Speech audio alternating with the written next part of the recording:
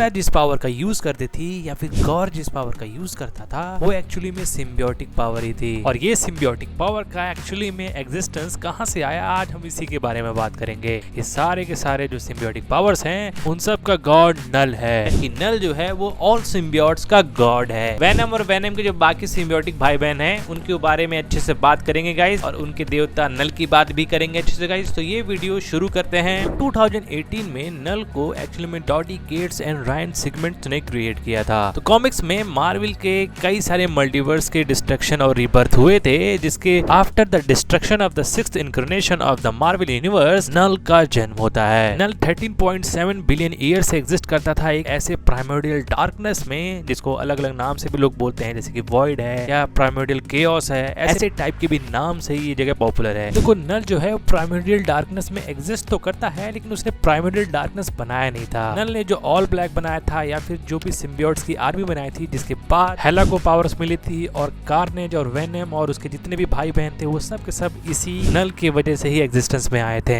नल को एक्चुअली में प्रॉब्लम तब होती है जब सेलेस्टियल्स आके यूनिवर्स को क्रिएट करना शुरू कर देते हैं। नल की डार्कनेस में सेलेस्टियल्स एक्चुअली में यूनिवर्स को जब क्रिएट करते हैं तो नल को बिल्कुल भी अच्छा नहीं लगता है। नल जो है वो ऑल ब्लैक को यूज करके नेक्रोसॉर्ड बनाता है, वही नेक्रोसॉर्ड जिसको तुमने थॉर लव एंड थंडर में देखा था। और नॉर्वे में जो सिर बड़ा सा आपने देखा था वो एक्चुअली में एक सेलेस्टियल का सिर है, जिसको शायद इसी नेक्रोसॉर्ड से काटा गया है। नेक्रोसॉर्ड मार्वल मूवीज में जब आया था तो इसको अच्छे से एक्सप्लेन नहीं किया गया था। कॉमिक बुक में नल जो होता है वो नेक्रोसॉर्ड एक बैटल में खोता है। वो बैटल एक गॉड के साथ हो रही होती है और दोनों लड़ते लड़ते एक बंजर प्लेनेट पे गिरते हैं जाकर। वो प्लेनेट एक्चुअली में गॉर का होता है। इस बैटल में नल के पास जो भी ऑल ब्लैक और नेक्रोसॉर्ड होता है वो एक्चुअली में डिकैपिटेट होकर एक्चुअली में गॉर के पास चला जाता है, और इस तरह से गॉर द गॉड बुचर बनता है। मूवी में इसको अच्छे से नहीं दिखाया गया था, लेकिन ये gore the God butcher comic books में बहुत ही लेजेंडरी कैरेक्टर है। मूवी में भले ही ना हो, लेकिन कॉमिक बुक्स में तो है ये लेजेंडरी कैरेक्टर। बस मेरे को डर इसी बात का है कि नल के साथ भी ऐसा ना हो। सेकंड टाइम जब नल जागा तो उसने एक्चुअली में ऑल ब्लैक की तरह ही जैसे उसने नेक्रोसॉर्ड बनाया था वैसे ही उसने दोबारा से एक पूरी की पूरी आर्मी बनाई, वही सेम रेस की आर्मी जिसमें कार्नेज, वेनम, ये सारे टाइप के सिम्बियोटिक क्रिएचर्स एग्जिस्ट करते हैं। ये सारे क्रिएचर्स एक्चुअली में नल का साथ देते थे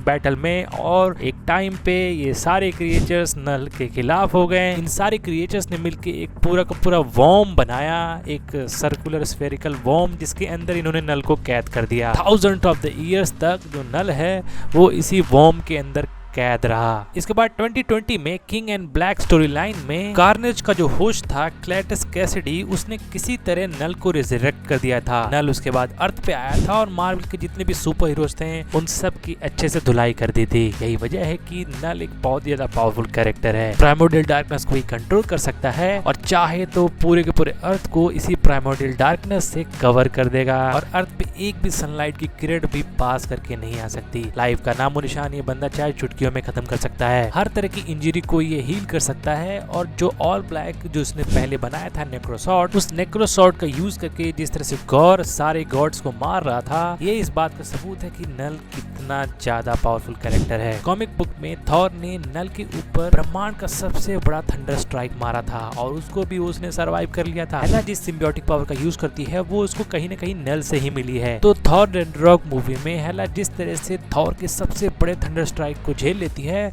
वो सबूत है कि एक्चुअली में अगर नल एमसीयू मूवीज में आया तो कितना ज्यादा पावरफुल होगा। थॉर को डिफीट करने की बात तो छोड़ो, यूनिवर्स के जो क्रिएटर्स हैं यानी सेलेस्टियल्स, उनके डेड बॉडीज को भी अपनी प्राइमोर्डियल डार्कनेस वाली जो पावर है उससे कंट्रोल करने लगा था, जो कि सबसे ज्यादा इंसेन बात है। सिल्वर सर्फर जैसा पावरफुल कैरेक्टर भी इसको डिफीट नहीं कर पा रहा था, उसने सारी होप्स को खो दिया था। तो उसने अपने कॉस्मिक रिजर्व से एक सन को क्रिएट किया, एक सन को जो कि नल को उसकी पावर से डिकैपिटेट कर दे। मतलब ये कितना ज्यादा कूल है कि नल को भी पता है कि वो मरेगा नहीं, और सिल्वर सर्फर सिर्फ उसकी पावर डिकैपिटेट करने के लिए ही उससे अपनी पूरी की पूरी स्ट्रेंथ और एबिलिटी से लड़ रहा है। और ये अगर आपको इंप्रेस करने के लिए काफी नहीं है तो मैं बोलना चाहूंगा 1000 पावर की सन रखने वाला सेंट्री भी इसके सामने एक कागज की पेपर जैसा है, जिसको इसने एक झटके झटके में से फाड़ दिया था। सॉर्सरर सुप्रीम, डॉक्टर स्ट्रेंज और स्पिरिट ऑफ वेंजर्स यानी घोस्ट राइडर को भी नल ने बड़े आसानी से डिफीट कर दिया है। सो नल द सिम्बियोटिक गॉड जो प्राइमरी डार्कनेस को कंट्रोल करता है, इसको कैसे मारा जा सकता है? अब तो नल को रोकने के दो तरीके हैं, या तो उसको डिकैपिटेट कर दो यानी कमजोर कर दो, लेकिन वो दोबारा फिर से आएगा अपनी जो पावर्स हैं उनके साथ एंड फिर से आपकी लगाने की कोशिश करेगा।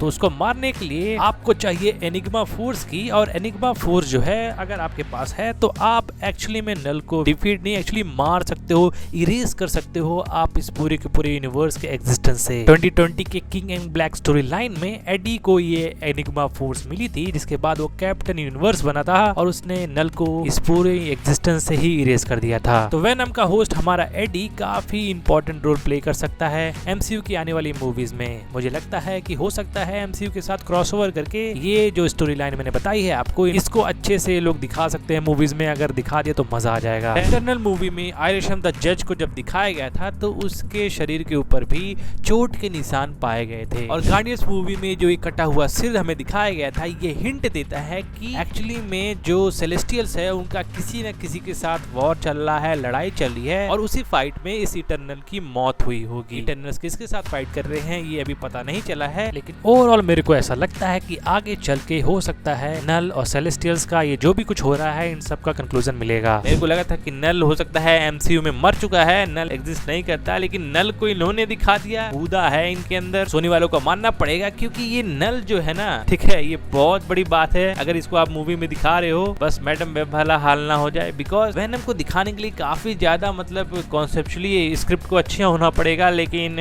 वो अच्छी है कि नहीं ये मूवी देख के ही पता चलेगा। तो अगर आप लोग को ये वीडियो अच्छी लगी है तो लाइक और सब्सक्राइब कर देना। मैं मिलता हूँ आप लोग को किसी दूसरे वीडियो में किसी दूसरे टॉपिक के ऊपर बात करते हुए। तब तक के लिए गाइस बाय बाय।